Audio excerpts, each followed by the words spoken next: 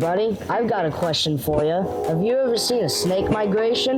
Well, the Brothers Wild has come to the only road in the world where they close it down for a biannual snake migration here in southwest Illinois at Shawnee National Forest. Each spring and fall, thousands of individual snakes will cross a 2.5-mile stretch of road, spending the winter hibernating in the limestone bluffs and coming out in the spring for the LaRue Swamp. Now it's a warm October morning and the conditions are just perfect. So Jameson, let's go and find some slithery snakes. I'm ready for it.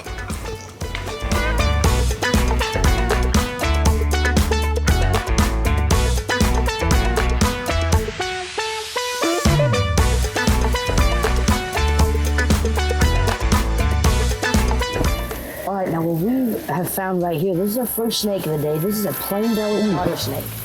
Now, they're often confused with the venomous water moccasin, just like all water snakes are, but water moccasins have a little bit of triangular head, but see how his head is much more narrow?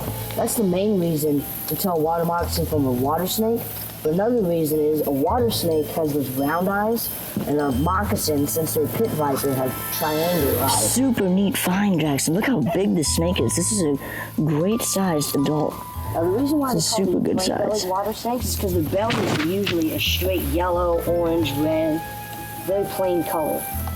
Wow, what a great encounter that was with the plain-bellied water snake. There's some people up here taking pictures of what we suspect is a cottonmouth. Let's go check it out. Alright everybody, what we're looking at here is a brown snake. Now this is my first time ever seeing a brown snake. Now these live throughout the Midwest, huge populations in the Northeast, even parts of the Southeast, so they're pretty common. They can be hard to spot because of obviously their small size. This is probably just a juvenile making its way to the bluffs is likely. Now they love to hide in the leaf litter and they camouflage really well, but the good thing is they don't bite very often and they are non-venomous. Really cool find. All right, Jackson.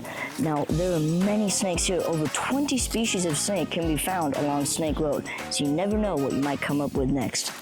Hopefully another new species. Yeah. Wow, look at this cottonmouth right along the trail. Oh my goodness, that is cool. You also know the cottonmouth. They call them cottonmouths because of their mouth is filled with white. So if you see them open the mouth, it looks like it's full of cotton. Man, it is just a water moccasin day today. Like that little bit bigger one we saw back there, James is getting pictures of. I found this other little one. He's super tiny, little baby one. Still looking for that 2-foot water moccasin though. But see how thin the tip of his tail is? But the rest of his body is fat. That thin little tip of his tail they use to move up and down to mimic a rattlesnake to look tough. Man, it's just a water moccasin day today. Still looking for the big one though.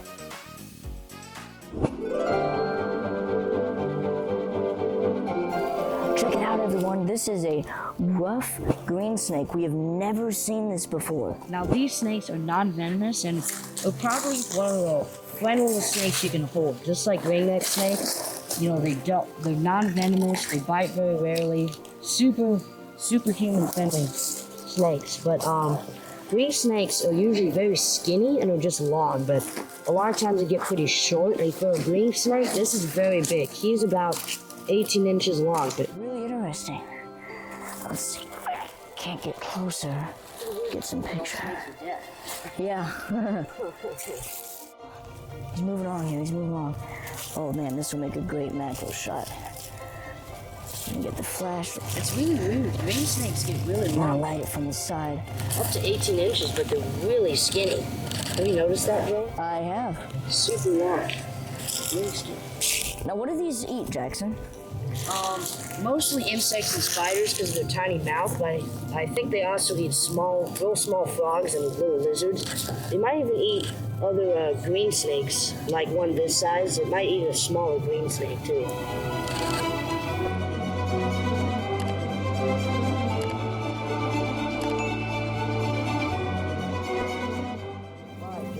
What an awesome sight that was, wasn't it? Great pictures, great video, and a great snake.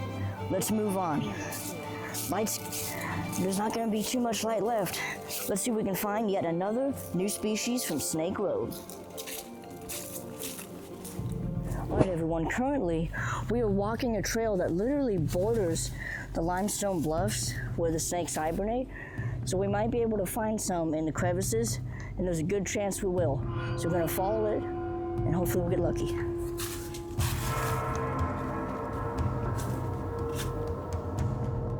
Whoa, look at this water moccasin right along the trail. We found another water moccasin. Oh, he's so close. This is the biggest one of the day. Still not a giant. Oh, man. He's still good size, you know? There he goes. Water moccasin. There he goes. Wow. I walked right by that thing. I feel lucky because water moccasins are aggressive and very dangerous. Always watch where you're stepping. It could be a lethal bite. And a very cool snake. All right, we found our first non-snake of the day. This is a Southern Leopard Frog. Now, it's not just snakes that cross the road and spend the winter in the limestone bluffs. Frogs, toads, lizards, and salamanders all migrate to the limestone bluffs to hibernate in the winter. Super neat. And most of them come from the swamp out there, which is fed by the Mississippi River, so it gets lots of good water. So there are lots of snakes out there, but they migrate at this time of year because the winters here are very cold. All right, Jax, move along down the road.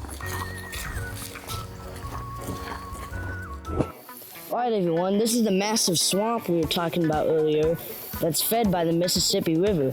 Now, most of the snakes that migrate to the limestone bluffs spend most of the year in this massive marsh.